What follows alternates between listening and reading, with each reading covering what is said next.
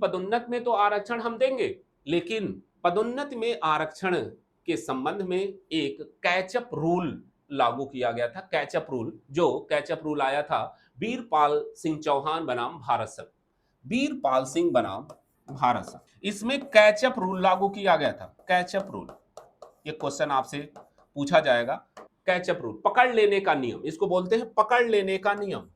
पकड़ लेने का नियम वीरपाल सिंह के केस में। इस केस में क्या था कि आप अगर पदोन्नति में आरक्षण देते हो तो फिर क्या होगा, जो उच्च पद पर पहुंचेगा उसकी सीनियरिटी क्या होगी, इसको लेकर यह केस था। इसमें आप एक एग्जांपल के तौर पे समझे, कैचअप रूल क्या होता है कि ए, बी और सी यह पद हैं, और इस सी पद पर अगर जनरल का कोई प्रत्याशी है, कोई जनरल का अभ्यर्थी है जो नियुक्त हुआ है, वह मान लो कि 2019 में नियुक्त हुआ, और एससी कैटेगरी का जो एससी और एसटी कैटेगरी का जो अभ्यर्थी है वह नियुक्त हुआ 2020 में।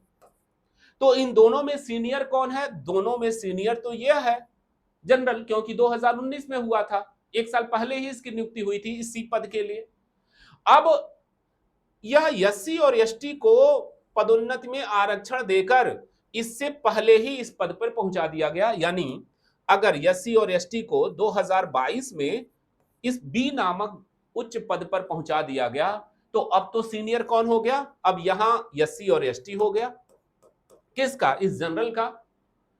अब कैचअप रूल कहता है कि अगर यह भी इस पद पर पहुंच जाता है, मान लो कि यह जो है जनरल 2023 में पहुंच गया इस बी नामक पद पर, तो कैचअप रूल कहता है कि अपनी सीनियरिटी, जो यहां यह सीनियर था, यहां क्या कर लेगा? पकड़ लेगा, कैच कर लेगा। इसी को कहते हैं कैचअप रूल।